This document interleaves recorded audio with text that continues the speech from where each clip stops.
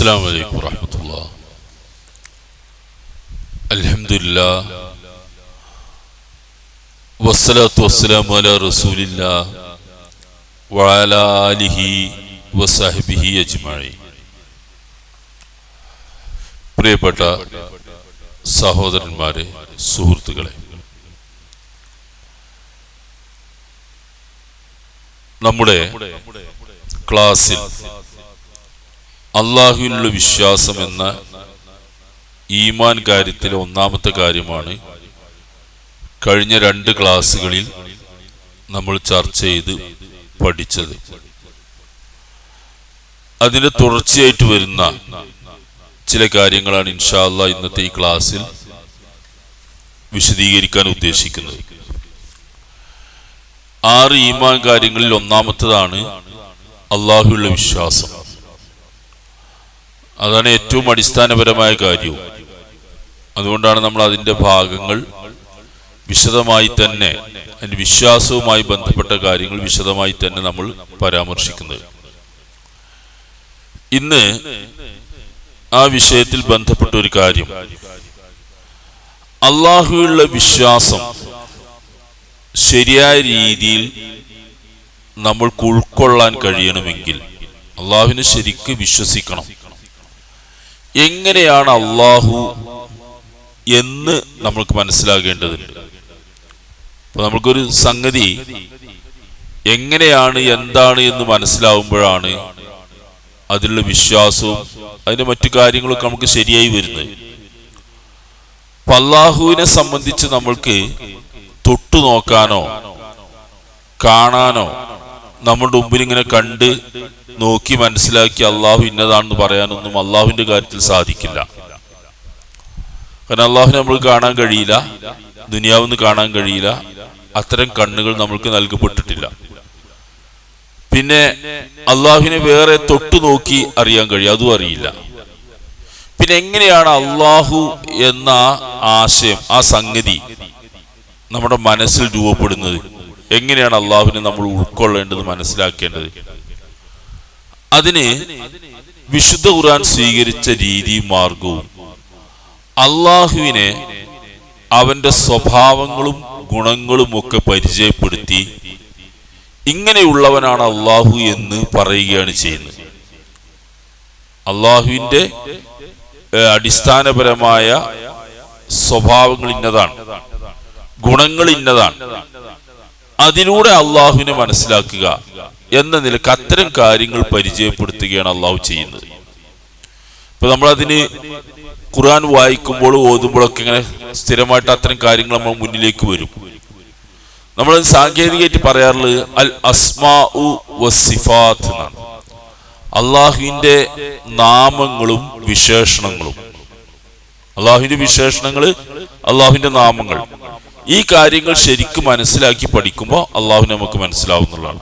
അങ്ങനെ അള്ളാഹുവിനെ ഉൾക്കൊണ്ട് അവനോട് പ്രാർത്ഥിക്കുകയും അവനെ ധ്യാനിക്കുകയൊക്കെ ചെയ്യണം. അള്ളാഹുവിനോട് നമുക്ക് ചെയ്യാനുള്ള പണി അത് തന്നെയാണ്, അള്ളാഹിനെ പ്രാർത്ഥിക്കുക തന്നെയാണ്, വേറൊന്നും ചെയ്യാനൊന്നുമില്ല, അള്ളാഹുവിനോട് പ്രാർത്ഥിക്കുക എന്നുള്ളത് തന്നെയാണ്. അപ്പൊ ഇതില് ഈ രീതിയിൽ അള്ളാഹുവിനെ പരിചയപ്പെടുത്തുന്ന വിശുദ്ധ ഖുർആന്റെ ആയത്തുകളും അതിന്റെ ഉദ്ദേശങ്ങളാണ് മനസ്സിലാക്കേണ്ടത്. ഇപ്പൊ ഖുർആനിൽ പറയുന്നു, വലില്ലാഹിൽ അസ്മാഉൽ ഹുസ്ന ഫദ്ഉഹു ബിഹാ. വലില്ലാഹിൽ അസ്മാഉൽ ഹുസ്ന, അല്ലാഹുവിന് നല്ല നല്ല പേരുകളുണ്ട്. ഫദ്ഉഹു ബിഹാ, ആ പേരുകൾ ഉപയോഗിച്ചുകൊണ്ട് നിങ്ങൾ അല്ലാഹുവോട് പ്രാർത്ഥിക്കുക എന്നാണ്. അപ്പൊ അല്ലാഹുവിന് നല്ല പേരുകളുണ്ട്, ആ പേരൊക്കെ പ്രാർത്ഥനയിൽ ഉപയോഗിക്കണമെന്നാണ് പറഞ്ഞത്. പേരുകളുടെ എണ്ണവും കണക്കും ഒക്കെ പല രീതിയിലും പല രൂപത്തിലും വന്നിട്ടുണ്ട്. അതിലൊന്ന് വന്നിട്ടുള്ളത് നബി സല്ലല്ലാഹു അലൈഹി വസല്ലം പറയുന്നത് അബൂ ഹുറൈറ റിപ്പോർട്ട് ചെയ്യുന്നത്, ഇന്ന ലില്ലാഹി 99 ഇസ്മാ മിഅ ഇല്ലാ വാഹിദ മൻ അഹ്സാഹാ ദഖലൽ ജന്ന. ഇമാം ബുഖാരി മറ്റൊക്കെ രേഖപ്പെടുത്തിയ ഹദീസാണിത്. ഇന്ന ലില്ലാഹി 99 ഇസ്മാ, തീർച്ചയായിട്ടും അല്ലാഹുവിന് 99 പേരുകളുണ്ട്. മിഅത്തുൻ ഇല്ലാ വാഹിദാണ്, 100 ഒന്നൊഴികെ 99 പേര്. ഫമൻ അഹ്സാഹ, ആരെങ്കിലും അത് മനസ്സിലാക്കി ഉൾക്കൊണ്ടാൽ, പഠിച്ച് മനസ്സിലാക്കി ഉൾക്കൊണ്ടാൽ ദഖലൽ ജന്ന, അവൻ സ്വർഗത്തിൽ പോകുന്ന.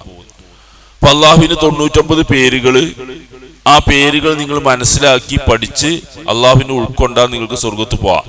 അപ്പൊ അള്ളാഹുവിനെ മനസ്സിലാക്കാൻ, അള്ളാഹുവിനെ നമ്മൾക്ക് ഉൾക്കൊള്ളാനുള്ള വഴി അള്ളാഹുവിന്റെ സിഫത്തുകളും ഇസ്മുകളും പഠിക്കല. അള്ളാഹുവിന്റെ സ്വഭാവം ഗുണങ്ങളൊക്കെ പഠിച്ച അള്ളാഹു ഇങ്ങനെയാണെന്നാണ് മനസ്സിലാക്കല. ഈ 99 എന്ന് പറയുന്നത് എണ്ണം കൃത്യമല്ല. കാരണം ഒരു ഹദീസിൽ അങ്ങനെ വന്നിട്ടുണ്ട് 99. ഇപ്പൊ നമ്മൾ ഈ വായിച്ച ഹദീസിൽ വന്നു. അല്ലാത്ത ഹദീസുകൾ വന്നിട്ട് 99-ൽ കൂടുതലുണ്ട്. നമ്മൾക്ക് അറിയിച്ചു തന്ന പേരുകൾ അങ്ങനെ. അള്ളാഹുവിന് എത്രയും പേരുകൾ ഉണ്ടാവാം, ഒരുപാട് പേരുകളുണ്ട്. ഈ പേര് എങ്ങനെയാണ് അള്ളാഹുവിന് വരുന്നത്? അള്ളാഹുവിന്റെ പേര് എന്ന് പറഞ്ഞാൽ ഇപ്പൊ നമുക്ക് പേരുണ്ടല്ലോ. നമ്മൾക്ക് പേരുണ്ടായത് നമ്മളെ ഉമ്മയും ബാപ്പിയും ഇട്ട പേരാണ്. അതേമാതിരി അള്ളാഹ്ക്ക് ഉമ്മയും ബാപ്പി പേരിട്ടതല്ല. അപ്പൊ പിന്നെ പേര് പറഞ്ഞാൽ എന്താ? പേര് എന്ന് പറഞ്ഞാൽ അതിനൊരു ഉദ്ദേശമുണ്ട്. പേര് എന്ന് പറഞ്ഞാൽ മാ യുറഫു ബിഹി ദാത്തു ഷൈഇ വാസിലുഹു. ഖുർആന്റെ വാക്കുകൾക്ക് അർത്ഥം പറയുന്ന മുഫ്രദാത്ത് എന്ന ഗ്രന്ഥമുണ്ട്. അതിൽ പറയുന്ന അർത്ഥത മാ യുറഫു ബിഹി ദാത്തു ഷൈഇ വാസിലുഹു. ആ പേര് കേട്ടാൽ ആ വസ്തു എന്താണെന്ന് മനസ്സിലാകണം. അതാണ് പേര്. ദാത്തു ഷൈഇ വാസിലുഹു. ആ വസ്തുവിന്റെ അസ്തിത്വവും അതിന്റെ അടിസ്ഥാനമൊക്കെ എന്താണെന്ന് മനസ്സിലാക്കണം. പേര് കേട്ടാൽ അതാണ് പേര്. അപ്പൊ അതാ പേരാവുള്ളൂ. പൊരുള് അനുസരിച്ച് പേര് വരാവുന്ന അർത്ഥം. വസ്തുവിന്റെ പൊരുൾ എന്താണോ അതിനനുസരിച്ച് വരുന്നതാണ് പേര് എന്നർത്ഥം. അതാണ് ഇസ്മു എന്ന് പറഞ്ഞത്. ഇപ്പൊ നമുക്ക് പേരിട്ട് അങ്ങനെയൊന്നുമല്ല. നമുക്ക് വാപ്പിയും ഒരു പേരിടും, നമ്മളെ സ്വഭാവം നോക്കി പേരിടണമെന്നല്ല. നമുക്കൊരു പേരാണ്ടിടും. ബാപ്പ നല്ല പേരിടും, നല്ല കുട്ടിയായിക്കോട്ടെ ഇരിച്ചിട്ടാണ് പേര്. പിന്നെ ആ സ്വഭാവമായിട്ട് ബന്ധമൊന്നുമില്ല. ഇപ്പൊ അമീന്ന് പേരിടും, വിശ്വസ്തൻ എന്നാണ്. ആൾക്കാർ സ്വഭാവം അതിന്റെ അടുത്തു കൂടെ പോയിട്ടുണ്ടാവില്ല. സാധിക്കുന്ന പേരുണ്ടാവും, സത്യസന്ധൻ. പെരുന്നൊണയാണ് ഈ കാരണം പേര് സാധിക്കുന്നതായിരിക്കും. അപ്പൊ അതിന് കാരണം എന്താന്ന് വെച്ചാല് ഈ സ്വഭാവം അനുസരിച്ച് പേരിട്ടതല്ല. പേര് ഇട്ടു, സ്വഭാവം അതിന്റെ വേറെ സ്വഭാവം. പേര് നല്ലോക്കിട്ടാണ്ട് ബാപ്പിയും വീടിനാണ്. അള്ളാഹുവിന്റെ പേര് അങ്ങനെയല്ല. അള്ളാഹുവിന്റെ പേര് അള്ളാഹുവിന്റെ സ്വഭാവം പേരായിട്ട് വരുന്നതാണ്. ഉദാഹരണമായിട്ട് റഹ്മാൻ, പരമകാരുണികൻ എന്ന അള്ളാഹുവിന് പേരുണ്ട്. റഹീം, കാരുണ്യവാൻ അള്ളാഹുവിന്റെ പേരാണ്. എന്താ അതിന്റെ അർത്ഥം? അള്ളാഹുവിന് റഹ്മത്ത്, കാരുണ്യം ഉള്ളത് കൊണ്ട് അള്ളാഹു കാരുണ്യവാനായി. അങ്ങനെയാണ് പേര്. അള്ളാഹു റഹ്മത്തുള്ളവനാണ്, അപ്പൊ അള്ളാഹു കാരുണ്യവാനായി. അല്ലാതെ റഹ്മാൻ ആയിക്കോട്ടെ പേരിട്ടുകാണ്ട് ഇങ്ങനെ ആക്കിയതല്ല. അപ്പൊ അള്ളാഹുവിനെ മനസ്സിലാക്കണമെങ്കിൽ അവന്റെ പേര് പഠിക്കണം. ഈ 99 അതിൽ കൂടുതലുള്ള പേരുകൾ പഠിക്കണം. ആ പേര് പഠിക്കുമ്പോൾ അതിലൂടെ അള്ളാഹുവിനെ നമ്മൾക്ക് മനസ്സിലാകുകയാണ് ചെയ്യുന്നത്. അതല്ലാതെ പേരുകൾ നമ്മളുടേതുപോലുള്ള പേരല്ല. നമുക്ക് അങ്ങനത്തെ പേരുണ്ട്. നമ്മളെ പേര് കണ്ടില്ല, ബാപ്പി മീട്ട പേര് നമ്മൾ പറഞ്ഞപ്പോ കുറച്ച് കഴിഞ്ഞ് നമ്മൾ സ്കൂളിലും കോളേജിലൊക്കെ പഠിക്കുമ്പോൾ നമ്മളെ സഹപാഠികളും കൂട്ടുകാരും നമുക്കൊരു പേരിടും, ഒരു 2ാം പേര്. ആ പേര് വളരെ കൃത്യമാണ്. കാരണം അതുകൊണ്ടില്ല, ആ പേര് കൃത്യമായിരിക്കും. അതിന് കാരണം എന്താ അറിയുന്നത്? അത് ഓനെ പഠിച്ചിട്ട പേരാ.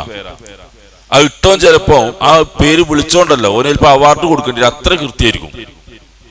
അങ്ങനെ നമ്മൾ ടീച്ചർമാർക്കോ മാഷന്മാർക്കോ പേരിടലുണ്ടല്ലോ, ആ പേരിന് കേട്ടാൽ മൂപ്പര സ്വഭാവം മനസ്സിലാവും. നമ്മൾ ആ 2ാമത് ഇട്ട പേര് കിട്ടിയാൽ മതി, ആളെ മനസ്സിലാവും ആളെന്താന്നുള്ളത്. അതിന് കാരണം എന്താ? അത് പൊരുളനുസരിച്ചിട്ട പേരാണ്. പൊരുളനുസരിച്ചിട്ട പേരാണ്. മറ്റത് ബാപ്പിയും നമ്മൾ നന്നായിക്കോട്ടെ ഹരിച്ചിട്ട പേരാണ്. അപ്പൊ അതിന്റെ വ്യത്യാസം അതാണ്. അള്ളാഹുവിന്റെ പേര് ഈ പൊരുളനുസരിച്ച് പേരുകൾ വരുന്നതാണ്. ഇപ്പോൾ പ്രസംഗിക്കാൻ വേണ്ടി ഇത് ഉച്ചഭാഷിണി ഉപയോഗിക്കും. ഉച്ചഭാഷിണി എന്നാ പറയാ. ഉച്ചഭാഷിണി പറഞ്ഞാൽ ഉച്ചത്തിൽ ഭാഷണം നടത്തുന്നതെന്നാ, സംസാരിക്കുന്നതെന്നാണ്. ആ പേര് കേട്ടാൽ മനസ്സിലായി. ലൗഡ് സ്പീക്കർ, ആ പേര് കേട്ടാൽ നമുക്ക് മനസ്സിലായി അതിന്റെ സ്വഭാവം എന്താണ് എന്നുള്ളത്. എല്ലാത്തിനും അങ്ങനെയാണ്. അതാണ് പേര്. മനുഷ്യൻ അള്ളാഹു കൊടുത്തൊരു കഴിവ് ഖുർആൻ പറയുന്നുണ്ട്. അല്ലമ ആദമൽ അസ്മാ കുല്ലഹ.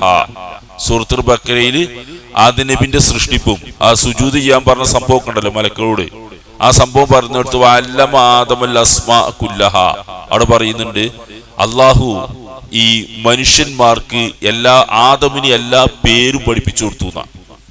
എല്ലാ പേരും പഠിപ്പിച്ചു കൊടുത്തു പറഞ്ഞാൽ അതിന്റെ അർത്ഥം ലോകത്തുണ്ടാകുന്ന എല്ലാ വസ്തുക്കളുടെ പേരിങ്ങനെ ഹിഫലാക്കി കാണാപ്പാടും പഠിപ്പിച്ചു കൊടുത്തു എന്നല്ല.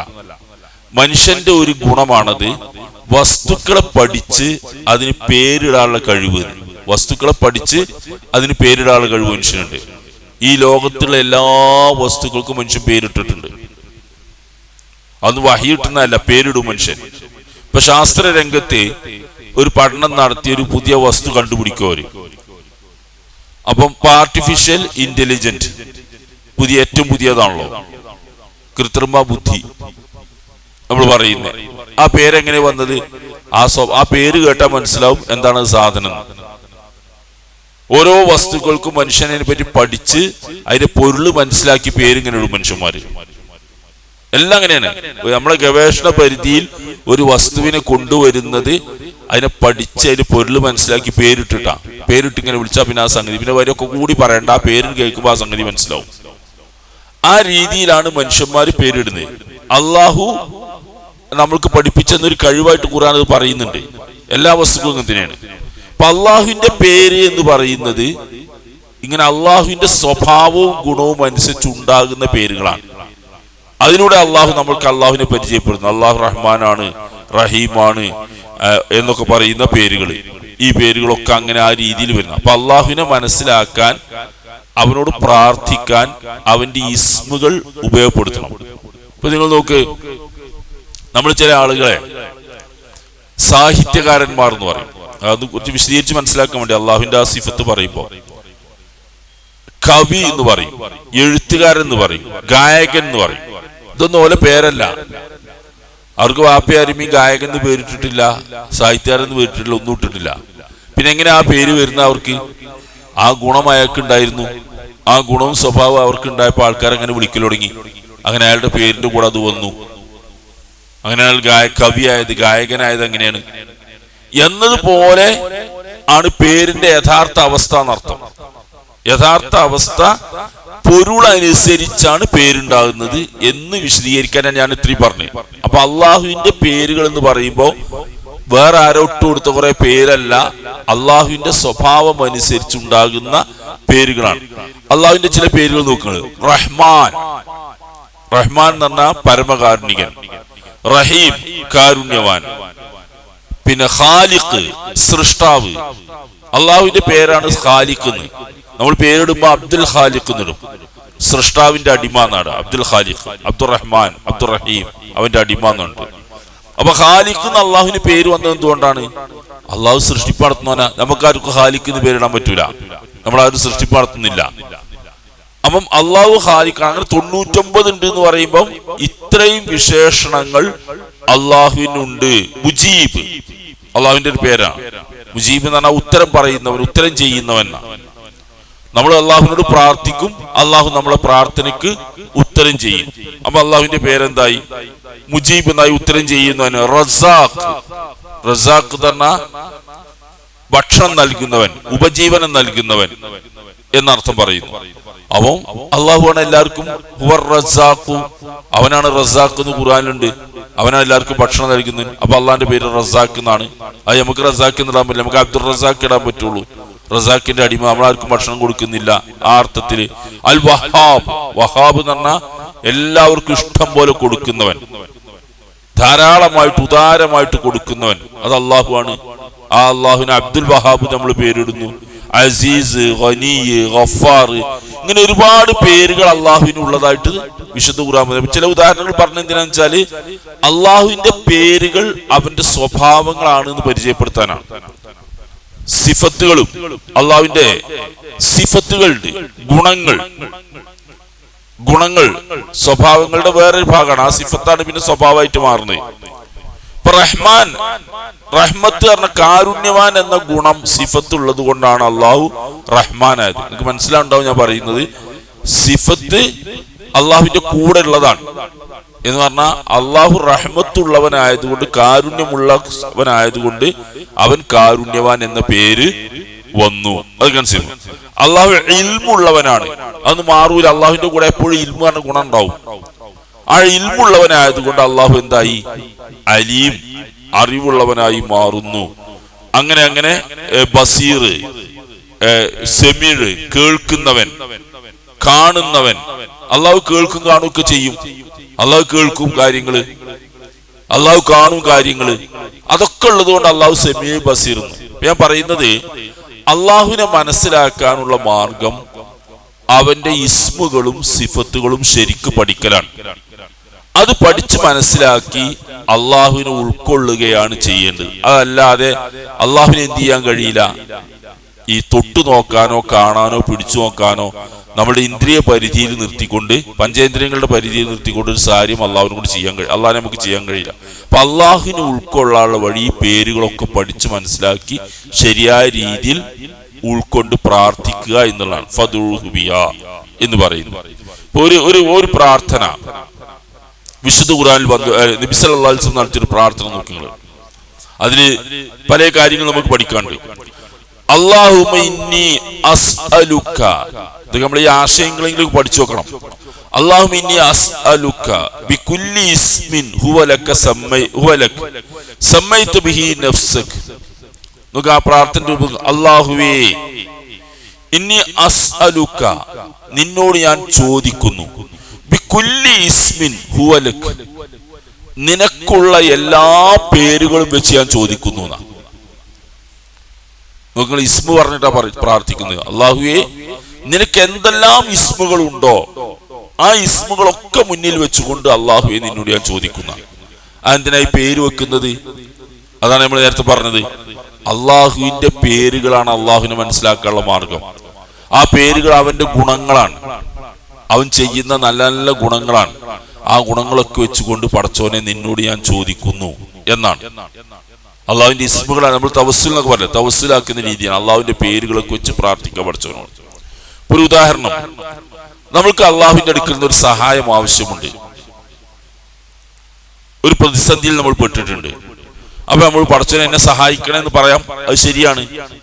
പക്ഷെ നമ്മൾ അതിന്റെ ഏറ്റവും നല്ല രീതി, പ്രാർത്ഥനയുടെ രീതിയിൽ ഫദ്ഉഹു ബിഹാ, ആ പേരുകൾ വെച്ച് പ്രാർത്ഥിക്കണം എന്ന് പറഞ്ഞല്ലോ. അതിന്റെ ആശയം എന്താ? അപ്പൊ നമ്മൾ പ്രാർത്ഥിക്കണ എങ്ങനെയാണ്? പരമകാരുണികനും കരുണാനിധിയുമായ അള്ളാഹുവേ നീ എന്നെ കാത്തുരക്ഷിക്കണേ. അപ്പൊ അതിൽ രണ്ട് പേരുകളൊന്നും അള്ളാന്റെ, പരമകാരുണികൻ റഹ്മാനും റഹീമുമായ അള്ളാഹുവേ നീ എന്നെ കാത്തുരക്ഷിക്കണേ. എന്തിനാ അത് പറയുന്നത്? അള്ളാഹു റഹ്മാൻ റഹീമു ആണല്ലോ, കാരുണ്യം ചെയ്യുന്നവനാണല്ലോ. അതുകൊണ്ട് എന്നെ കാക്കണേ, എന്നോട് കരുണ കാണിക്കണേ. അപ്പൊ റഹ്മാനും റഹീമുമായ അള്ളാഹുവേ നീ എന്നെ കാക്കണേ എന്ന് പ്രാർത്ഥിക്കുമ്പോഴാണ് ആ പ്രാർത്ഥനന്റെ ചൈതന്യം, അതിന്റെ റൂഹ് ശരിക്കും ഉൾക്കൊള്ളുന്നത്, അതിന്റെ ആത്മാവ് ഉണ്ടാകുന്ന അപ്പോഴാണ്. അല്ല, കാക്കണേ എന്നുള്ളത് ശരി തന്നെയാണ്. പക്ഷെ റഹ്മാനും റഹീമായ റബ്ബേ, കാരുണ്യവാനായ തമ്പുരാനെ നീ എന്നെ കാക്കണേ, രക്ഷിക്കണേ എന്ന് പറയുമ്പോ ആ പേര് ഉൾക്കൊണ്ടുകൊണ്ട് പ്രാർത്ഥിക്കുമ്പോ അള്ളാഹുവിനോട് ശരിക്കും പ്രാർത്ഥിച്ച മാതിരിയായി. അതിനാണ് ഈ പേരുകൾ പഠിച്ച് ഫദ്ഉഹു ബിഹാ ഖുർആൻ പറഞ്ഞത്. വലില്ലാഹിൽ അസ്മാഉൽ ഹുസ്ന, നല്ല നല്ല പേരുകൾ അള്ളാഹുവിനുണ്ട്. ഫദ്ഉഹു ബിഹാ, ആ പേരുകൾ വെച്ച് നിങ്ങൾ അള്ളാഹുവിനോട് പ്രാർത്ഥിക്കണം എന്നതുകൊണ്ടാണ്. ഇപ്പൊ നമുക്ക് വേറൊരു പ്രതിസന്ധിയിൽ ഇന്നേക്ക മുജീബു ദുആ, നമുക്കൊരു ആവശ്യമുണ്ട്, ഇങ്ങോട്ട് നമ്മൾ പ്രാർത്ഥിച്ചിട്ട് പറയാം, പടച്ചോനെ നീ പ്രാർത്ഥനയ്ക്ക് ഉത്തരം ചെയ്യുന്നവനാണല്ലോ, മുജീബാണല്ലോ, അതുകൊണ്ട് എന്റെ പ്രാർത്ഥന ഉത്തരം ചെയ്യണേ. അപ്പൊ അള്ളാഹുവിന്റെ പേരുകൾ ഇങ്ങനെ വെച്ചിട്ട് അള്ളാഹുവിനെ ഉൾക്കൊണ്ട് പ്രാർത്ഥിക്കണം എന്നാ. അപ്പൊ അള്ളാഹുവിനെ മനസ്സിലാക്കാനുള്ള വഴി അത് തന്നെയാണ്. നീ പ്രാർത്ഥന നോക്കുന്നത്, അല്ലാഹുമ്മ ഇന്നി അസ്അലുക ബികുല്ലി ഇസ്മിൻ ഹുവ ലക, നിനക്ക് എന്തെല്ലാം പേരുകളുണ്ടോ ആ പേരുകളെല്ലാം വെച്ചുകൊണ്ട് പടച്ചോനെ നിന്നോട് ഞാൻ ചോദിക്കുന്നു. എന്താണ് ആ പേരുകളെ പറ്റി പറയുന്നത്? സമ്മൈത ബിഹി നഫ്സക, നീ നിന്നെ തന്നെ വിളിച്ച പേരുകൾ. അള്ളാഹ്ക്ക് അള്ള തന്നെ പേരിടാൻ, അല്ല വേറെ ആരും പേരിടല്ല. കാരണം അള്ളാഹുവിന്റെ സ്വഭാവം ഗുണാവും അള്ളാഹ്ക്കേ അറിയുള്ളൂ. ആ അള്ള തന്നെ പറയുന്ന പേരുകളാണ്. ഞാൻ റഹ്മാനാണ്, ഞാൻ റഹീമാണ്, ഞാൻ സൃഷ്ടിക്കുന്നവനാണ്, രക്ഷിക്കുന്നവനാണ്, റസാഖാണ്, അലീമാണ്, ബസീറാണ്, സെമിയാണ്. ഇങ്ങനെ ഒരുപാട് പേരുകൾ നീ നിനക്ക് തന്നെ വിളിച്ച പേരുകൾ ഉണ്ടല്ലോ. ആ പേരുകളൊക്കെ വിളിച്ച് പടച്ചോനെ നിന്നോട് ഞാൻ ചോദിക്കുന്നു. ഔ അൻസൽതുഹു ഫീ കിതാബിക, അല്ലെങ്കിൽ നിന്റെ കിതാബിൽ നീ അവതരിപ്പിച്ച പേരുകൾ ഉണ്ടല്ലോ. കിതാബ് പറഞ്ഞ വേദഗ്രന്ഥം. നിന്റെ വേദഗ്രന്ഥത്തിൽ പടച്ചവനെ നീ അവതരിപ്പിച്ച പേരുകൾ, അത് വെച്ച് ഞാൻ നിന്നോട് ചോദിക്കുന്നു. ഔ അല്ലംതഹു അഹദൻ മിൻ ഖൽഖിക, അല്ലെങ്കിൽ നിന്റെ ഏതെങ്കിലും ഒരു സൃഷ്ടിക്ക് നീ പഠിപ്പിച്ചു കൊടുത്തിട്ടുണ്ടാവും. എനിക്കറിയില്ല, നബി പറയും എനിക്കറിയില്ല. അതൊക്കെ നീ ആർക്കെങ്കിലും പഠിപ്പിച്ച ആ പേരുകൾ വിളിച്ചു നോക്കി. എത്ര വിശേഷണങ്ങൾ ആ പേരുകളൊക്കെ വെച്ച് ഞാൻ നിന്നോട് ചോദിക്കുന്നു. പിന്നെ അത് വേറൊരു പ്രയോഗം. ഇനി ആർക്കും പഠിപ്പിച്ചു കൊടുത്തിട്ടുമില്ല, ഒരു ഗ്രന്ഥത്തിലും അവതരിപ്പിച്ചിട്ടുമില്ല, നീ തന്നെ വിളിച്ചായിട്ട് ഞങ്ങൾക്ക് അറിയില്ല. ഇതിനൊക്കെ അപ്പുറം നിന്റെ ഇൽമുൽ ഗൈബ്, നിന്റെ ഗൈബിയായ ഒരു ലോകമുണ്ടല്ലോ, ഞങ്ങൾക്ക് അറിയാത്തൊരു ലോകം. അതിനെപ്പറ്റി നമ്മൾ വിശദമായിട്ട് മുമ്പ് പറഞ്ഞാണ്. അള്ളാഹുവിന്റെ ഗൈബിന്റെ ഒരു ലോകമുണ്ട്.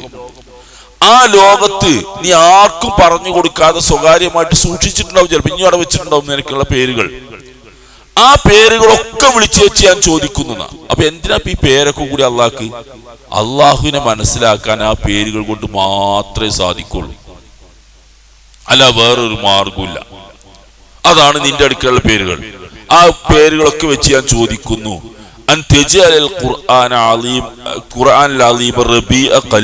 ചോദിക്കുന്ന എന്താ അറിയോ?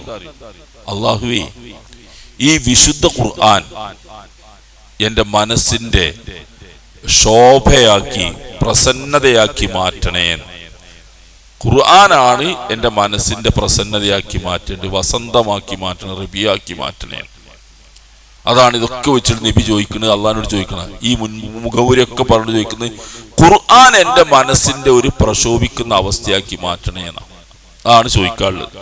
പിന്നെ വനൂറ സ്വദിരി, എന്റെ മനസ്സിന്റെ പ്രകാശമാക്കി പടച്ചോനെ ഖുർആനെ നീ മാറ്റണേ. വജലാഹ ഹുസ്നി, എന്റെ സങ്കടങ്ങളൊക്കെ തീർക്കുന്ന ഒന്നാക്കി ഈ ഖുർആനെ നീ മാറ്റണേ. വദിഹാബ ഹമ്മി വഗമ്മി, എന്റെ പ്രയാസങ്ങളും മനസ്സിന്റെ ബുദ്ധിമുട്ടുകളും ഭാരങ്ങളും ഒക്കെ ഇല്ലാതാക്കി കളയുന്ന ഒന്നാക്കി ഖുർആൻ എന്റെ മനസ്സിൽ നീ സ്ഥാപിക്കണേന്ന് ചോദിച്ച ആശയം അത് മാത്രമാണ്. വിശുദ്ധ ഖുർആനെ എന്റെ മനസ്സിന്റെ വല്ലാതെ തിളങ്ങി നിൽക്കുന്ന ഒന്നാക്കി മാറ്റണേന്ന്. എന്റെ എല്ലാ പ്രയാസങ്ങളും മനസ്സിന്റെ ഭാരവും ഇറക്കി വെക്കാൻ പറ്റുന്ന ഒന്നാക്കി വിശുദ്ധ ഖുർആനെ നീ മാറ്റണേ. എന്റെ ദുഃഖവും നീ മാറ്റാനും ഖുർആന്റെ സന്ദേശം കേൾക്കുമൊക്കെ മാറണേന്ന്. ഇത് പറയാനാണ് അള്ളാഹുവിന്റെ റസൂല് പറഞ്ഞ മുഖവുര മുഴുവനും നീ നിനക്ക് വെച്ച പേരുകളൊക്കെ വെച്ച് ഞാൻ നിന്നോട് ചോദിക്കുന്നു, പ്രാർത്ഥിക്കുന്നു. അപ്പൊ അള്ളാഹുവിനെ നമ്മൾ പ്രാർത്ഥിക്കുന്നതും മനസ്സിലാക്കുന്നതും അവന്റെ ഗുണനാമങ്ങൾ വെച്ചുകൊണ്ടാണ്. ആ പേരിലൂടെ അള്ളാഹിനെ നമുക്ക് മനസ്സിലാവുള്ളൂ, അല്ലാതെ നമുക്ക് മനസ്സിലാക്കാനേ കഴിയില്ല. ഇനി ഈ പേരുകളില്ലാത്ത അള്ളണ്ട്, ദൈവമുണ്ട് ഇവിടെ. ഇപ്പൊ ഹിന്ദുക്കളൊക്കെ അവരെ ദൈവത്തെ പരിചയപ്പെടുത്തൽ എങ്ങനെയാ? നിങ്ങള് നിരാകാരൻ, നിശ്ചേഷ്ടൻ, നിർവികാരൻ എന്നൊക്കെ പറയും. അവരങ്ങനെ പറയലെന്നെ. ഇവിടെ ഹിന്ദുക്കളൊക്കെ അവരുടെ ദൈവങ്ങളെ പരിചയപ്പെടുത്താൻ ഉപയോഗിക്കുന്ന പേരുകൾ തന്നെ അങ്ങനെയാണ്. നിരാകാരൻ എന്ന് പറയും, നിർഗുണൻ, നിർവികാരൻ എന്നൊക്കെ പറയാറുണ്ട്. അപ്പൊ ഇതൊന്നും ഇല്ലാത്തവനാണ് ദൈവം. എന്താ ഫലത്തിൽ വരിക? നിങ്ങള് ഒന്നിനും പറ്റാത്തൊരു സാധനമാണ് വരും. നിർവികാരനാണ് അള്ളാഹു. നിശ്ചേഷ്ടൻ, ചേഷ്ടകളില്ലാത്തവനാണ്. നിരാകാരൻ, ആകാരമില്ലാത്ത, രൂപല്ല. അള്ളാഹുവിന്റെ രൂപം എങ്ങനെയാ നമുക്കറിയില്ല. അള്ളാഹ്ക്ക് രൂപമല്ല അറിയാൻ പറ്റില്ല. അള്ളാഹ്ക്ക് രൂപം ഉണ്ടാവും, നമുക്കറിയില്ലെന്നേ ഉള്ളൂ. അള്ളാഹ് രൂപമൊന്നും ഇല്ലാന്ന പിന്നെ ആ സാധനം ഇല്ലാന്നല്ലേ വരിക. വികാരമില്ലാത്തവനല്ലേ, നിർവികാരനല്ലേ. അള്ളാഹു വികാരമുള്ളവനാണ്. അള്ളാഹു നമ്മളുടെ വികാരങ്ങൾ ഉൾക്കൊള്ളുന്നവനാണ്, കാണുന്നവനാണ്. അള്ളാഹു കേൾക്കുന്നവനാണ്. അതാണ് നമ്മൾ പറഞ്ഞത്. അള്ളാഹു കാണും, കേൾക്കുന്നൊന്നും ഇല്ലാത്തവനാണ് അള്ളാഹു ദൈവം എന്ന് ഹൈന്ദവർ പറയും. ഫലത്തിൽ എന്താ പറയാ? നിങ്ങള് ആ ദൈവത്തോട് പ്രാർത്ഥിക്കാൻ തോന്നൂല, ഒന്നും പറയാൻ തോന്നില്ല. കാരണം നിർവികാരനും നിശ്ചേഷനും നിരാകാരനൊക്കെ ആണെങ്കിൽ പിന്നെ എന്തിനാ ദൈവത്തിന് പറ്റുക? ഒന്നിനും പറ്റൂല. മറിച്ച് അള്ളാഹു അറിയുന്നവനും കേൾക്കുന്നവനും എല്ലാറ്റിലും ഇടപെടുന്നവനും സജീവമായി നിൽക്കുന്നവനുമാണ് അള്ളാഹു. ആ അള്ളാഹുവിനോടാണ് നമ്മൾ പ്രാർത്ഥിക്കുകയും പറയുകയൊക്കെ ചെയ്യുന്നത് എന്നതാണ് അള്ളാഹുവിനെ മനസ്സിലാക്കാനുള്ള മാർഗം. ഈ പറഞ്ഞ രീതിയിൽ ഇങ്ങനെ പറഞ്ഞ അള്ളാഹുവിനൊന്നും പറ്റില്ല. നമ്മുടെ ഈ വയലാറിന്റെ ഒരു കവിത ഉണ്ടല്ലോ, കണ്ണു തുറക്കാത്ത ദൈവങ്ങളെ, ചിരിക്കാൻ അറിയാത്ത കരയാൻ അറിയാത്ത കളിമൺ പ്രതിമകളെ എന്നാണ്. കൃത്യാണത്. അതിന് ഒരു കവിതയാണ്. പക്ഷെ നിങ്ങൾ നോക്കുക, അതിന്റെ ആശയം വിഗ്രഹങ്ങളുടെ മുമ്പിൽ പോയി നിൽക്കുന്നവന്റെ ചിത്രം അത് തന്നെയാണ്. കണ്ണു തുറക്കൂല, ചിരിക്കൂല, കരയൂല, ഒരു വികാരൂല്ല, വിചാരൂല്ല, ഒന്നുമില്ല. വെറുതെ ഇങ്ങനെ ഒരു സാധനം. അള്ളാഹ് അങ്ങനെയല്ല. അള്ളാഹ് കണ്ണു തുറക്കും, ചിരിക്കും. ചിരിക്കും അള്ളാഹു, സന്തോഷിക്കും. നമുക്കറിയില്ലേ, അള്ളാഹു ഏറ്റവും അധികം സന്തോഷിക്കുന്ന രംഗം ഹദീസിൽ വന്നിട്ട്. സന്തോഷിക്കും അള്ളാഹു. ഏറ്റവും അധികം സന്തോഷിക്കുന്ന എപ്പോഴറിയോ? ഒരടിമ അള്ളാഹുവിനോട് തന്റെ പാപങ്ങൾ ഏറ്റു പറഞ്ഞ് കരഞ്ഞ് പ്രാർത്ഥിക്കുമ്പോഴാണ്. അള്ളാഹ്ക്ക് ഏറ്റവും ഇഷ്ടമുള്ള കാര്യം അതാണ്. അതിനേക്കാൾ ഇഷ്ടമുള്ള, അത്ര ഇഷ്ടം അള്ളാഹ്ക്ക്. അള്ളാഹുവിനോട് നമ്മൾ പ്രാർത്ഥിക്കണം, അവനോട് താഴ്മയോട് കൂടി വിനയത്തോടു കൂടി പറയണം. അപ്പൊ അള്ളാഹ്ക്ക് നല്ല ഇഷ്ടമാണ്, ഏറ്റവും അധികം സന്തോഷിക്കുന്നതാണ്. അങ്ങനെ പരലോകത്ത് അനുഭവങ്ങൾ പറയുന്നുണ്ട്. അപ്പൊ അള്ളാഹു വികാരമുള്ളവനാണ്, വിചാരമുള്ളവനാണ്, നമ്മൾ പറയുന്നതൊക്കെ കേൾക്കാനും അറിയാനും ഒക്കെ കഴിയുന്നവനാണ്. അതുകൊണ്ട് അവനോട് അതല്ലാത്ത രീതിയിൽ അള്ളാഹുവിനെ ഈ നിശ്ചേഷനായിട്ട് നിർഗുണനായിട്ട് ഇങ്ങനെ പരിചയപ്പെടുത്തിയാൽ ഒരു സംഗതിയും ഒരു ലോകത്തും ഒരു കാര്യം ആർക്കും ചോദിക്കാൻ കഴിയില്ല, അള്ളാഹുവിനോട് പ്രാർത്ഥിക്കാനും കഴിയില്ല. അതൊരു ഭാഗം. ഇനി പടച്ചോനെ സങ്കല്പിക്കുന്ന വേറെ രീതിയുണ്ട്.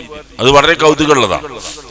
ഈ ചില മതനിഷേധികളായ ആളുകൾ, നിങ്ങൾക്ക് പടച്ചോനെ പറ്റിയുള്ള കാഴ്ചപ്പാടുണ്ടാക്കുക. മതനിഷേധികളായ ആളുകളുണ്ട്, മതനിഷേധി അല്ല, ദൈവനിഷേധികളായ ആളുകൾ. ഇവർക്ക് ദൈവത്തെ നിഷേധിക്കാൻ തെളിവൊന്നും ഉണ്ടാവില്ല. പിന്നെ നിഷേധിക്കുന്ന ഒരു ഫാഷനായിട്ടും അഹങ്കാരമായിട്ടും നടക്കും വരും ദൈവത്തെ നിഷേധിക്കുക. ഇതിന് നമ്മളതിന്റെ തെളിവുകളൊക്കെ പറയും. ദൈവമുണ്ട് എന്നതിന്റെ അസ്തിത്വം ഉണ്ട് എന്നൊക്കെ തെളിവുകൾ ഇങ്ങനെ ഇഷ്ടം പോലെ പറഞ്ഞു കൊടുക്കും. പ്രപഞ്ചത്തിന്റെ സൃഷ്ടിപ്പും അത്ഭുതങ്ങളും ഈ പ്രപഞ്ചത്തിന്റെ താളപ്പൊരുത്തവും ഭംഗിയും, ഇതിനൊന്നും ഒരു ദൈവമല്ലാതെ ഒരു സൃഷ്ടാവില്ലാതെ നടക്കൂല, യാദൃശ്ചികമായിട്ട് ഉണ്ടാകുന്നല്ല എന്നൊക്കെ ഇങ്ങനെ പറയും. അതിനെ ഖണ്ഡിക്കാൻ ഒരു വഴി ഉണ്ടാവില്ല. പിന്നെ അഹങ്കാരത്തോടു കൂടി ഇവർ സമ്മതിക്കുന്ന ഒരു കാര്യം എന്താ പറയുക, ഒരു അങ്ങനെ വളരെ ഇതായിട്ടാ പറയാ, ഭയങ്കര ഒരു ഔദാര്യം മാതിരി ഒരു ഇതിന്റെ പിന്നിൽ ഒരു ശക്തി ഉണ്ടാകുന്നതിന് എനിക്ക് വിരോധമൊന്നുമില്ല എന്ന് പറയും. ഒരു ഔദാര്യം മാതിരി ഈ പ്രപഞ്ചത്തിന്റെ പിന്നിൽ ഒരു ശക്തി ഉണ്ടാകുന്നതിന് എനിക്ക് വിരോധമല്ല എന്നിങ്ങനെ ഒരു ചെരിഞ്ഞ മലയാളത്തിൽ ഇങ്ങനെ പറഞ്ഞിങ്ങനെ ഒപ്പിച്ചെന്തോ ഒരു ഔദാര്യം കാട്ടിയ മാതിരി. അപ്പൊ എന്താ ഇതിന് കാരണം എന്നറിയങ്ങള്? സാക്ഷാൽ ദൈവത്തെ അംഗീകരിക്കാൻ ഇവന്റെ മനസ്സ് സമ്മതിക്കുന്നില്ല. അതുകൊണ്ട് ഓന് ഒരുപാട് പ്രശ്നമുണ്ട്. എന്നാൽ അതിനെ നിഷേധിക്കാൻ ഒരു തെളിവ് എങ്ങനെ നോക്കിയിട്ടും കാണില്ല. കണ്ണു മുമ്പിൽ മുഴുവൻ കൂർത്തു നിൽക്കുന്ന തെളിവുകൾ ഇങ്ങനെ ഒരു കണ്ണിങ്ങനെ നോക്കുകയാണ്. മനസ്സിക്ക് തുളച്ചു കയറുന്ന തെളിവ്. പടച്ചോ ഇല്ല എന്ന് പറയണമെങ്കിൽ അത്ര അന്തല്ലാതെ ആവണം, അല്ലാതെ കഴിയില്ല ഒരു മനുഷ്യന്. ഈ പ്രപഞ്ചത്തിനൊരു സൃഷ്ടാവില്ല, പടച്ചവനില്ല എന്നാണ് പറയണമെങ്കിൽ എന്തെല്ലാം മറച്ചു വെക്കണം എന്നറിയ ഒരു മനുഷ്യൻ. ഓന്റെ കൽബും കണ്ണും കാതും കൈയും ഒക്കെ മറച്ചു വെച്ച് അതിനെ മറയിട്ട് ഇങ്ങനെ നിൽക്കണം. അല്ല മനുഷ്യന് ഈ പ്രപഞ്ചത്തിന്റെ പിന്നിൽ ഒരു പടച്ചവനില്ല എന്ന് പറയാൻ കഴിയില്ല. പിന്നെ അത് പറഞ്ഞ് അഹങ്കാരപൂർവ്വം പറഞ്ഞു ഒഴിവാകണം. പക്ഷെ അവന്റെ നേരെ തുറച്ചിങ്ങനെ നോക്കുകയാണ് തെളിവ്. ഇങ്ങനെ അവന്റെ മുന്നിൽ എവിടെ നോക്കിയാലും പടച്ചോണ്ട് തെളിയുന്ന തെളിവേ ഉള്ളൂ. അവനെന്ത് ചെയ്യണം? ഒരു ശക്തി ഉണ്ടാകുന്നതിന് എനിക്ക് വിരോധമൊന്നുമില്ല എന്നൊക്കെ പറയും. ഒരു ഔദാര്യമാരി ഇങ്ങനെ കാട്ടിക്കൊണ്ട്. എന്താ ഈ ശക്തി? അങ്ങനെ ഒരു ശക്തി ഇല്ല. ശക്തി പറഞ്ഞത് പറഞ്ഞൊപ്പിക്കുക. അപ്പൊ നിഷേധിക്കാൻ കഴിയാത്തത് കൊണ്ട് ഈ വിശേഷണങ്ങളൊക്കെ ഒഴിവാക്കിയ ഒരു ശക്തി, അതാണ് നമ്മൾ ഈ പറയുന്നത്. എന്ത്? അള്ളാഹു കാരുണ്യവാനാണ്, അള്ളാഹു നിരീക്ഷിക്കുന്നവനാണ്, ശിക്ഷിക്കുന്നവനാണ് എന്നൊക്കെ പറയുന്ന ഗുണങ്ങളൊക്കെ ഒഴിവാക്കിയിട്ട് ഇതിന്റെ പിന്നിൽ ഒരു ശക്തി ഉണ്ട് എന്ന് പറയുന്നതോട് കിട്ടുന്ന ഗുണം എന്താ? നിങ്ങള് ആ പടച്ചോനെ പേടിക്കണ്ട, ആ പടച്ചോനെ ഭയപ്പെടണ്ട, അവനെ അനുസരിക്കണ്ട, അവന് വിധേയനായി ജീവിക്കും വേണ്ട. കാരണം എന്താ? കണ്ണുമില്ല, കാതുമില്ല, ഒന്നുമില്ലാത്ത പടച്ചോൻ, ഒന്നും കേൾക്കാത്ത പടച്ചോൻ, ഒന്നും അറിയാത്ത പടച്ചോൻ. പിന്നെന്താ? ഒരു ശക്തി. ഇവിടെ എന്തെല്ലാം ശക്തി ഉണ്ട്. വൈദ്യുതി ഒരു ശക്തിയാണ്, കാന്തശക്തി ഉണ്ട്, വിദ്യുത് ശക്തി ഉണ്ട്, ഇങ്ങനെ പല ശക്തി. ആ കൂട്ടത്തിലൊരു ശക്തി. അതിന് നമ്മളാരെയും പേടിച്ചെടുക്കലുണ്ടോ? ഇല്ല. എന്നതുപോലെ അവന്റെ ഇഷ്ടത്തിന് കിട്ടുന്ന ഒരു ദൈവമായി കിട്ടും. അതാണ് ശക്തി എന്ന ദൈവം. അവന്റെ ഇഷ്ടത്തിന് ഇവൻ എന്തൊക്കെയുണ്ട്? ഇവന് കണ്ണും കാതൊക്കെ ഉണ്ട്, ഇവനെല്ലാ കഴിവുണ്ട്. എന്നാ ദൈവത്തിന് ഒന്നുമില്ല. അപ്പൊ ഇവന് കഴിവുകളൊക്കെ ഉള്ളവനും ദൈവം ഈ കഴിവുകളൊക്കെ ഒഴിവാക്കപ്പെട്ടവനുമാണ്, അതൊന്നും ഇല്ലാത്തവനാണ്. അപ്പൊ ഇവനെന്താ സംഭവിക്കുന്നത്? ഇവൻ ദൈവത്തിന്റെ മേലെയായി മാറും. അവന്റെ ആവശ്യം അതാണ്. അഹങ്കാരപൂർവ്വന് നടക്കാം, ഓൻ താന്തോന്നികളായിട്ട് ജീവിക്കാം. കാരണം ഇവനെ നിയന്ത്രിക്കുന്ന ദൈവം ഉണ്ടെങ്കിലല്ലേ ഇവൻ ചെയ്യുന്ന കർമ്മങ്ങൾക്ക് ഇവന് വിചാരണ നടത്തുന്ന പേടിയുണ്ടെങ്കിലല്ലേ പ്രശ്നമുള്ളൂ. അങ്ങനെ വിചാരണയൊന്നുമില്ല, അതൊന്നും കാണുകയും കേൾക്കുകയും ചെയ്യാത്ത ഒരു ശക്തി ഉണ്ട് എന്ന് പറഞ്ഞിങ്ങനെ സമാധാനിക്കുക. എന്നാ ആൾക്കാരെ മുമ്പിൽ പറഞ്ഞിക്കും ചെയ്യാം, അഹങ്കാരത്തോടു കൂടി നടക്കും ചെയ്യാം. കാരണം ഓ അതിനേക്കാൾ വലിയവനാണ്, ശക്തിയായി നിൽക്കുന്ന ദൈവത്തെക്കാൾ ശക്തനാണ് ഇവൻ, ഒരു ദൈവത്തിന് ഒരു തീരുമാനവും അംഗീകരിക്കണ്ട.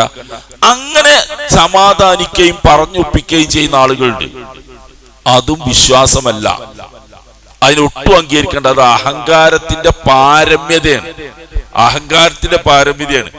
കാരണം ആ ദൈവത്തെക്കാൾ ശക്തൻ ഇവനാണ്.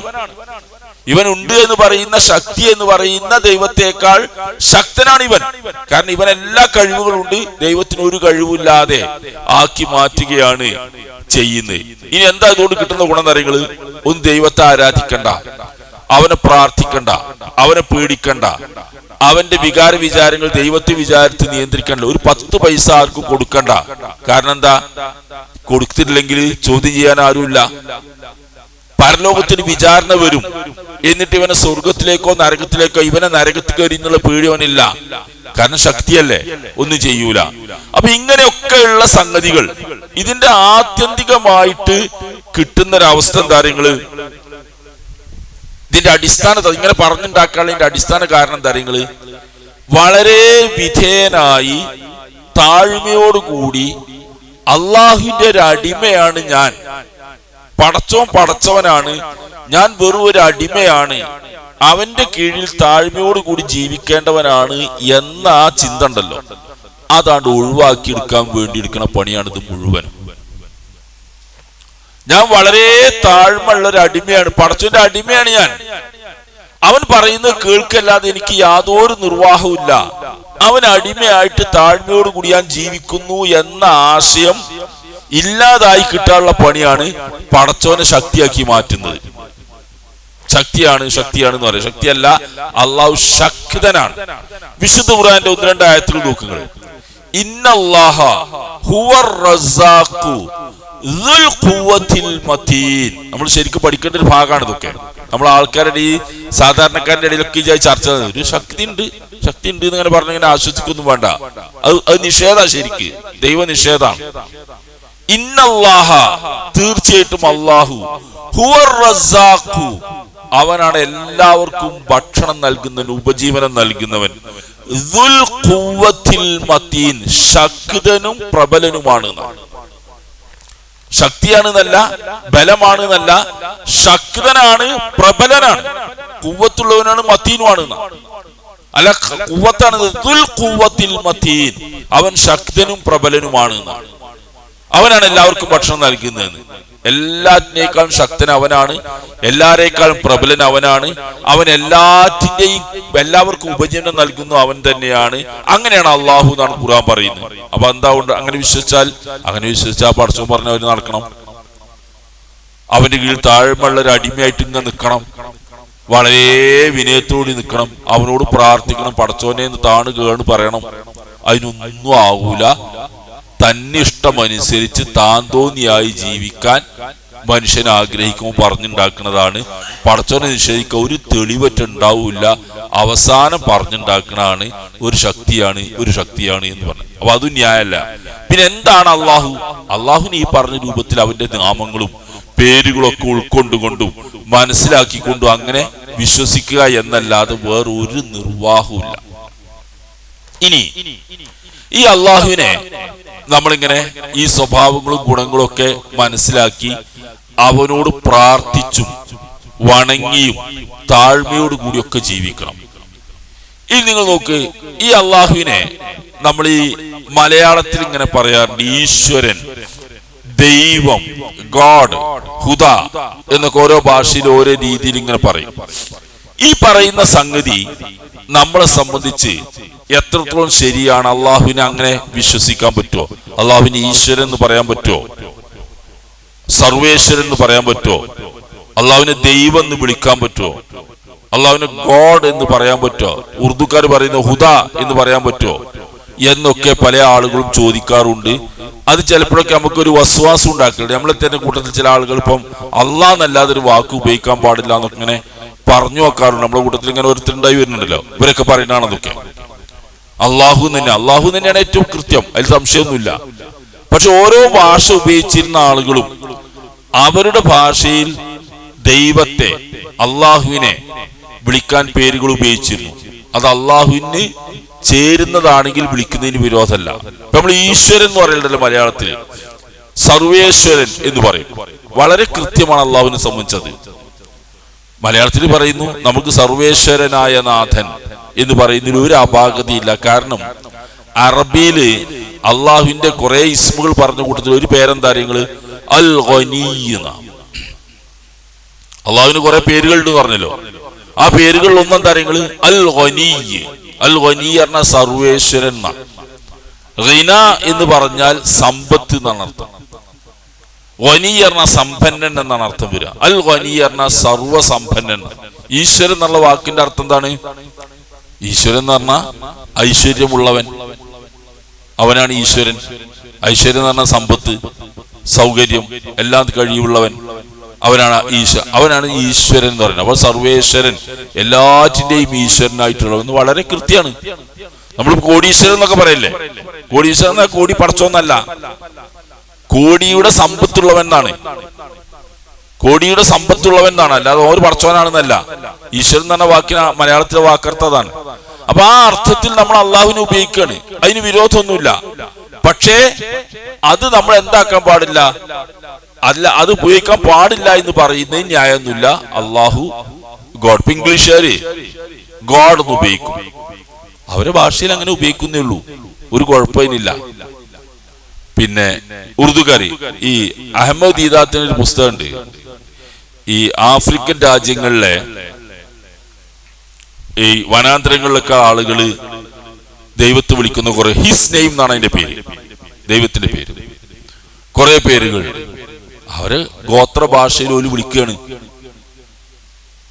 ഗോത്രഭാഷയിൽ അവര് വിളിക്കും. നമ്മുടെ നാട്ടിൽ ഈ കാടുകളിലൊക്കെ താമസിക്കുന്ന ആളുകൾ ഓരോ പേര് വിളിക്കും. അള്ളാഹുവിന്റെ സ്വഭാവത്തിന് ചേർന്നാണെങ്കിൽ നമ്മൾ എതിര് പറയേണ്ടതില്ല, അവരങ്ങനെ വിളിച്ചോട്ടെ, പടച്ചോനെയാണല്ലോ അവർ ഉദ്ദേശിക്കുന്നത്. പടച്ച തമ്പുരാൻ എന്ന് പറയുന്നവരുണ്ട് നമ്മുടെ നാട്ടില്, തമ്പുരാൻ എന്നാ പറയാ. അത് ആ അർത്ഥത്തിൽ ന്യായമായിട്ട് പറഞ്ഞാൽ കുഴപ്പമൊന്നുമില്ല. അതല്ലാതെ ഇവിടെ ഈ കോലോത്ത തമ്പുരാക്കന്മാരെ മാരിയാന്ന് വിചാരിച്ചാൽ പോയി കാര്യം. അതല്ലാത്ത രീതിയിൽ പറയുന്നതിന് പ്രശ്നമല്ല എന്നർത്ഥം.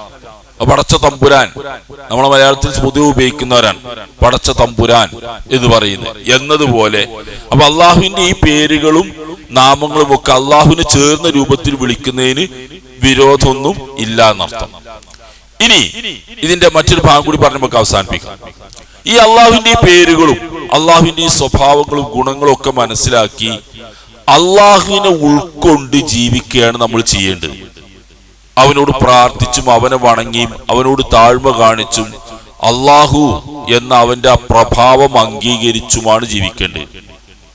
അള്ളാഹുവിനെ ഏറ്റവും മികച്ചതായിട്ടും മേലെ ആയിട്ടുമാണ് നമ്മൾ കാണേണ്ടത്. നമുക്ക് വിശുദ്ധ ഖുർആനിലെ ഒരു സൂറത്ത് തുറന്ന് നോക്കണം, സബ്ബിഹിസ്മ റബ്ബിക്കൽ അഅ്ലാ അല്ലദീ ഖലഖ ഫസവ്വ. നിങ്ങൾക്ക് അവിടെ പേരിട്ട് ബന്ധപ്പെടുത്തി സബ്ബിഹ്, നീ പ്രകീർത്തിക്കുക. ഇസ്മ പേര്, റബ്ബിക്കൽ അഅ്ലാ അത്യുന്നതനായ നിന്റെ രക്ഷിതാവിന്റെ നാമം നീ പ്രകീർത്തിക്കുക. ഖുർആന്റെ പ്രയോഗം നമ്മൾ എപ്പോഴും ഒന്ന് സൂറത്ത് സബ്ബിഹ് ഇസ്മ റബ്ബിക്കൽ അഅ്ലാ, അത്യുന്നതനായ നിന്റെ നാഥന്റെ നാമം നീ പ്രകീർത്തിക്കുക. ഇപ്പൊ എന്തൊക്കെ പറഞ്ഞു നിങ്ങള്? അത്യുന്നതനാണ് അള്ളാഹു. എന്താ അത്യുന്നതൻ എന്ന് പറഞ്ഞാൽ? അള്ളാഹു എല്ലാറ്റിലും മീതെയാണ്, എല്ലാറ്റിലും മേലെയാണ് അള്ളാഹു. ഉപരിയാണ് അള്ളാഹു ഉള്ളത്, താഴെയല്ല. ഈ പ്രപഞ്ചത്തിനൊക്കെ അതീതനായി നിൽക്കുന്നവനാണ് അള്ളാഹു. അവന്റെ സൃഷ്ടിയാണ് ഈ പ്രപഞ്ചം മുഴുവനും. അതുകൊണ്ട് അത്യുന്നതനായ നാഥനെ നീ പ്രകീർത്തിക്കണം. അപ്പൊ അത്യുന്നതൻ എന്ന് പറഞ്ഞാൽ എവിടെ നിന്നാലും അള്ളാഹുവാണ് അത്യുന്നതൻ. ഇപ്പൊ നമ്മള് ഭൂമിയിൽ നിൽക്കണേ, ഭൂമിയിൽ നിൽക്കുമ്പോൾ അള്ളാഹുവാണ് മേലെ അത്യുന്നതനാണ്. ചന്ദ്രനിൽ പോയി നിന്നാല് വടക്ക് പോകുന്നുണ്ടല്ലോ, സ്പേസിൽ പോയി അവിടെ നമുക്ക് താമസിക്കാൻ സ്ഥലം ഉണ്ടാക്കിയിട്ടുണ്ട്. ഓരോരുത്തർ എങ്ങനെ പോണേ, സുനിത വില്യംസ് ഇടക്കിടക്ക് പോകുന്നുണ്ട്, പോയിട്ട് അവിടെ പോയി കൂടും.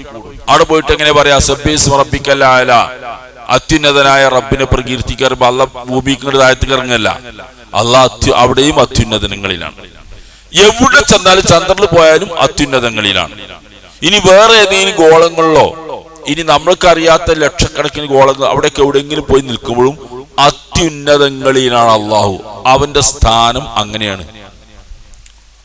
ഒരിക്കൽ ഒരു പെൺകുട്ടി ഒരു ജാരിയത്ത് നബിന്റെ അടുത്ത് കൊണ്ടുവന്നു. നബിനോട് ചോദിച്ചു. ഈ നബിനോട് പറഞ്ഞത് മുസ്ലിമത്താണ്, അവരെ സ്വതന്ത്രമാക്കി വിടാറ്, അടിമസ്ത്രീയാണ്, പെൺകുട്ടിയാണ്. അന്ന് ആ സംവിധാനമൊക്കെ ഉള്ള കാലം. അപ്പൊ റസൂൽ ചോദിച്ചു, ഐന അല്ലാഹ്, അള്ളാഹു എവിടെയെന്ന് ചോദിച്ചു. പെൺകുട്ടി കൃത്യമായിട്ട് ഉത്തരം, ഫിസ്സമാ, ഉപരി ലോകത്താണ്, ഉന്നതങ്ങളിലാണെന്ന്. സമാ എന്ന് പറഞ്ഞാൽ ആകാശം എന്നൊരു അർത്ഥമാണ്, ഉപരി ലോകം എന്നാണ് അതിന്റെ അർത്ഥം, മേൽഭാഗം എന്നാ. സമാർന്ന് ഉയർന്ന് ഉപരി ലോകത്താണ്. ഞാൻ ആരാന്ന് ചോദിച്ചു. അള്ളാന്റെ റസൂലാണ്. റസൂൽ മുസ്ലിമത്താണ്, വിട്ടേക്ക് എന്ന് പറഞ്ഞു. അപ്പൊ അതിന് ചോദിച്ചത് അള്ള എവിടെയാണെന്നാ. അള്ള എവിടെയെന്ന് വെച്ചാൽ എന്താ? നമ്മുടെ ഇടയിൽ ഒരു തെറ്റായ വിശ്വാസം അതിനെ പറ്റിയുള്ളത് തിരുത്താനാണ് അത് പറയുന്നതൊക്കെ. എന്താ തെറ്റായ വിശ്വാസം എന്ന് പറയുന്നത്? അപ്പൊ അള്ള എവിടെയെന്ന് ചോദിച്ചപ്പോ ഈ സാസിലെ അങ്ങനെ ചോദിച്ചാൽ എല്ലാവരും പറഞ്ഞ അള്ള ഇവിടെ ഒക്കെ ഉണ്ട് അറിയും. അള്ള ഇവിടെ ഒക്കെ ഉണ്ട്, സർവ്വവ്യാപിയാണ് എന്നാണ് ഹിന്ദുക്കൾ പറയാം. സർവ്വവ്യാപി അള്ള ആ അർത്ഥത്തിൽ സർവ്വവ്യാപി അല്ല. ഇവിടെയൊക്കെ അള്ള ഉണ്ട്, ഇതിലൊക്കെ അള്ള ഉണ്ട്. അതവർ പറഞ്ഞു എവിടെ എത്തുന്നറിയങ്ങള് എല്ലാ വസ്തുക്കളിലും ദൈവത്തിന്റെ അംശം. നമ്മൾ പ്രധാനമന്ത്രിക്ക് പറഞ്ഞപ്പോൾ ദൈവത്തിന്റെ അംശമുണ്ട്. എല്ലാ വസ്തുക്കളിലും ദൈവത്തിന്റെ അംശമുണ്ട്. എല്ലാം ദൈവത്തിന്റെ ചൈതന്യമുള്ളതാണ്. പിന്നെ കുറച്ചും മാറ്റി പറയും. പിന്നെ പറയാ ഏതിനെ പൂജിച്ചാലും ദൈവാരാധന തന്നെയാണ്. ഏതിനെ പൂജിച്ചാലും ദൈവാരാധന തന്നെയാണ്. അപ്പൊ എന്താ സംഭവിക്കുന്നത്? എല്ലാവരും ദൈവത്തിന്റെ അംശങ്ങളാണ്, ഭാഗങ്ങളാണ്. അതിൽ ഏതും ദൈവത്തിന്റെ ഭാഗങ്ങളായി വരുന്നത്. എന്തിനെ പൂജിച്ചാലും ദൈവത്തെ പൂജിക്കൽ തന്നെയാണ്. അതുകൊണ്ട് ദൈവത്തെ വേറെ പൂജിക്കണ പ്രശ്നമൊന്നുമില്ല. എന്തിനെ പൂജിച്ചാലും ദൈവാരാധനയായിട്ട് തന്നെയാണ് വരിക. ഇപ്പൊ വിഗ്രഹാരാധനക്കും ബഹുദൈവ ആരാധനക്കും നല്ല ന്യായം കിട്ടി. അതിനാണ് ഈ പറഞ്ഞ സർവ്വവ്യാപി. ആ അർത്ഥത്തിൽ ദൈവം സർവ്വവ്യാപി അല്ല. തൂണിലും തുരുമ്പിലും ദൈവം ഇരിക്കുന്നു എന്നറിയില്ലേ അമ്പലത്തിൽ എന്ന പാട്ടില്? ആ തൂണിലും തുരുമ്പിലും ദൈവമല്ല. അത് ദൈവത്തിന്റെ സൃഷ്ടികളാണ്. ദൈവത്തിന്റെ സൃഷ്ടി നമ്മൾ കൃത്യം പഠിച്ചു വെച്ചിരിക്കണം. നമ്മളെ ആൾക്കാരുടെ ഇടയിലേക്ക് ഈ വിശ്വാസങ്ങളൊക്കെ പകരുന്നുണ്ട്. നമ്മളിങ്ങനെ ഇതിന്റെ അടിയിലാണ് ജീവിക്കുന്നത്. തൂണിലും തുരുമ്പിലും ദൈവമില്ല. ഈ മേശയിലും ഈ മൈക്കിലും ഇവിടുത്തെ ഈ പള്ളിന്റെ അംശങ്ങളിലും ദൈവമില്ല. അതിലും ദൈവം ഇരിക്കുന്നില്ല. ഇതൊക്കെ അവന്റെ സൃഷ്ടികളാണ്. സബ്ബിഹിസ്മ റബ്ബിക്കൽ അഅല, അത്യുന്നതങ്ങളിലുള്ള ദൈവം, അവന്റെ നാമം നിങ്ങൾ പ്രകീർത്തിക്കണം. അവന്റെ പേരുകളാണ് നിങ്ങൾ പ്രകീർത്തിക്കേണ്ടത്. അല്ല ദൈവം ഈ വസ്തുക്കളിലൊക്കെ അലിഞ്ഞു ചേർന്നതാണെന്നോ വേർതിരിക്കാൻ കഴിയാത്തതാണ് എന്നോ പറയുന്ന വിശ്വാസം ഒന്നും ശരിയല്ല. പ്രപഞ്ചങ്ങളുടെ സൃഷ്ടാവായ ദൈവം പ്രപഞ്ചാതീതനാണ്. അതിനപ്പുറം നിൽക്കുന്നവനാണ് ദൈവം. അവന്റെ സൃഷ്ടി ലോകമാണ്, സൃഷ്ടി പ്രപഞ്ചമാണ് ഈ കാണുന്നൊക്കെ. അതിലൊക്കെ ദൈവം അലിഞ്ഞു ചേർന്നിരിക്കുന്നു. ഏതിനെ പൂജിച്ചാലും ദൈവമാണ് എന്ന് പറയുന്നത് ശരിയല്ല. അള്ളാഹു ആകാശത്താന്ന് പൊതുവെ മലയാളത്തിൽ പറയും. ആകാശത്താന്ന് പറഞ്ഞാൽ ആകാശത്തിന് ഇരിക്കുകയാണെന്ന അർത്ഥത്തിലല്ല, ഉപരി ലോകത്താണ്. ആകാശം എന്നുള്ള പരിഭാഷ എനിക്ക് കൃത്യമല്ല. അവിടെ ഉപരി ലോകത്താണെന്ന് ഇത് ഏറ്റവും കൃത്യമായിട്ട് നമുക്ക് കിട്ടുന്ന ഒരു വാക്യുണ്ട്. നമ്മൾ ക്രൈസ്തവർ പറയുന്നത്, അത്യുന്നതങ്ങളിലിരിക്കും ദൈവമേ അങ്ങേക്ക് സ്തോത്രം. നിങ്ങൾ അവരുടെ പാട്ടാണ്. വളരെ കൃത്യം ആ വാക്ക്. അത്യുന്നതങ്ങളിലിരിക്കും ദൈവമേ അങ്ങേക്ക് സ്തോത്രം. സബ്ബിഹിസ്മ റബ്ബിക്കൽ അഅല. അതിന്റെ നേരെ മലയാളം അത്യുന്നതങ്ങളിലുള്ള ദൈവത്തിന്റെ നാമം നിങ്ങൾ പ്രകീർത്തിക്കുക. അതാണ് ശരിക്കും. അപ്പൊ അള്ളാഹു അത്യുന്നതനാണ്, അതിമഹാനാണ്. അവനെ പ്രകീർത്തിക്കുകയും അവന്റെ നാമങ്ങൾ പറയുകയും ചെയ്യുക. അവനെ വേറെ താഴ്ഭാഗത്തേക്ക് വരുത്തുന്ന ഒരു അവസ്ഥയും ഈ വിശ്വാസമായിട്ട് ബന്ധപ്പെട്ടുണ്ടാകാൻ പാടില്ല. ഇതൊക്കെ നമ്മൾ പറയുന്ന എന്താ നിങ്ങള്? അള്ളാഹു എന്നത് എന്താണെന്ന് കൃത്യം മനസ്സിലാക്കണം. അത് ഖുർആനും ഹദീസിനും മനസ്സിലാവുമല്ലാതെ വേറെ ഒരു വഴിയേനില്ല. ഈ ഫിലോസഫിന്റെ ആൾക്കാർ, ദർശനം, ഫൽസഫ, ഫിലോസഫിയുടെ ആൾക്കാർ അവര് ദൈവത്തെ സങ്കല്പിച്ചുണ്ടാക്കാറുണ്ട്. ദൈവത്തിന് ഇന്ന ഗുണങ്ങൾ വേണം, ഇന്ന ഗുണങ്ങളൊന്നും അള്ളാഹുവിന് പറ്റൂല എന്നൊക്കെ അവരാലോചിച്ചുണ്ടാക്കുക. എന്നിട്ട് ദൈവം ഇങ്ങനെയാ, ദൈവമാണ് ഇങ്ങനെയൊക്കെയാണ് ആകേണ്ടത് അവര് പറഞ്ഞുണ്ടാക്കുക. അത് അവരെ വകയാണ്. ഇൽമുൽ കലാം എന്ന് അറബിയിൽ പറയുന്ന ഫിലോസഫിന്റെ ആൾക്കാർ, ഈ ഗ്രീക്ക് തത്വശാസ്ത്രം, ഫിലോസഫി വന്നപ്പോ അതിന്റെ കൂടെ വന്നതാ. അവരൊക്കെ ബുദ്ധിപരമായിട്ട് വിലയിരുത്തുന്ന ആൾക്കാരായിരുന്നു. അവരെന്ത് ചെയ്തു പറയുന്നത്, ദൈവത്തിന് ഇന്ന ഗുണങ്ങളൊക്കെ വേണം അവരിങ്ങനെ തീരുമാനിക്കുക. ഇന്ന ഗുണങ്ങളൊന്നും ദൈവമാകാൻ പറ്റൂല എന്ന് അവരിങ്ങനെ. അങ്ങനെയല്ല, നമ്മൾ പറഞ്ഞുണ്ടാക്കണ്ട. അള്ളാഹു ഹയ്യാണ്, ജീവിതമുള്ളവനാണ്, ജീവനുള്ളവനാണെന്ന് ഖുർആൻ പറഞ്ഞു. അപ്പൊ അള്ളാഹ്ക്ക് ജീവനുണ്ട്, അങ്ങനെ നമുക്കറിയില്ല. ഹുവൽ ഹയ്യു, അവൻ ജീവിച്ചിരിക്കുന്നവനാണ്. അള്ളാഹ് ഹയ്യല്ല എന്ന് പറഞ്ഞാൽ എന്താ വരിക? ജീവല്ലാത്തവനാന്ന് വരും. കഴിഞ്ഞില്ല കഥ. ഹുവൽ ഹയ്യു, അവൻ ജീവിച്ചിരിക്കുന്നവനാണ്. അൽ ഖയ്യൂം, സർവം നിയന്ത്രിക്കുന്നവനാണ്. അപ്പൊ ഈ പേരുകളും ഈ വിശേഷണങ്ങളും എന്താണോ അള്ളാഹുവിനെ പറ്റി പറഞ്ഞത് അങ്ങനെ തന്നെയാണ് വിശ്വസിക്കണം. അപ്പോഴേ ശരിക്കുള്ള അള്ളാഹുവിൽ വിശ്വാസമാവുള്ളൂ.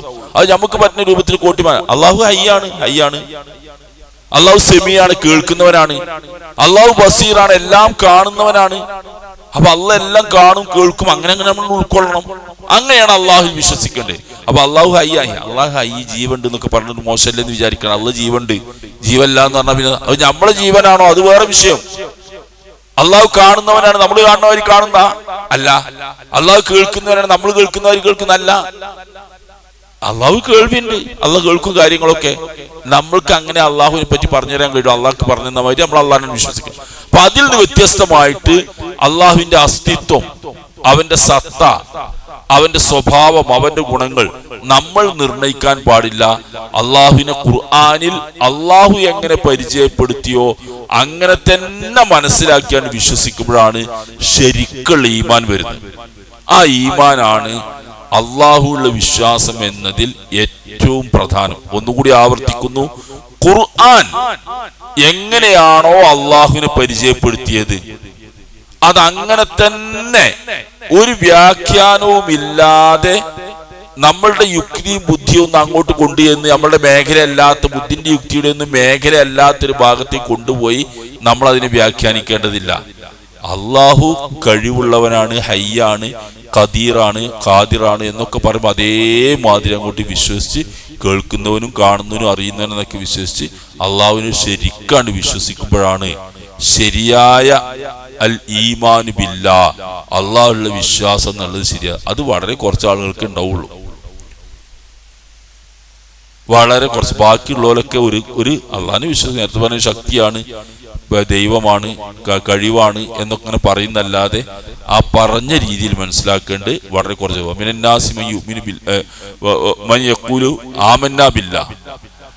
മനുഷ്യന്മാരുടെ കൂട്ടത്തിലുണ്ട് അള്ളാഹിൽ വിശ്വസിച്ചിരിക്കുന്ന പറഞ്ഞ ആൾക്കാര്, വലിയ പരലോകത്തിന് അവർ വിശ്വാസികളല്ല. നേർക്കേരം കൊണ്ട് പറഞ്ഞാൽ അള്ളാഹുവിൽ വിശ്വസിക്കുന്നു എന്ന് വിശ്വസിക്കുന്നവരാണ് ധാരാളം ആളുകൾ. ശരിക്കും മനസ്സിലാക്കി വിശ്വസിക്കുന്നവർ വളരെ കുറച്ചേ ഉണ്ടാവുള്ളൂ എന്നർത്ഥം. അധിക ആൾക്കാരും ഞങ്ങൾ അള്ളാഹുവിൽ വിശ്വസിക്കുന്നു എന്ന് വിശ്വസിക്കുകയാണ് ചെയ്യുന്നത്. ഇങ്ങോട്ട് പലതിലും വിശ്വസിക്കും, അള്ളാഹുവിനെ അവർക്ക് പറ്റിയ കോലത്തേക്കൊക്കെ മാറ്റി ഇങ്ങനെ ഉണ്ടാക്കും.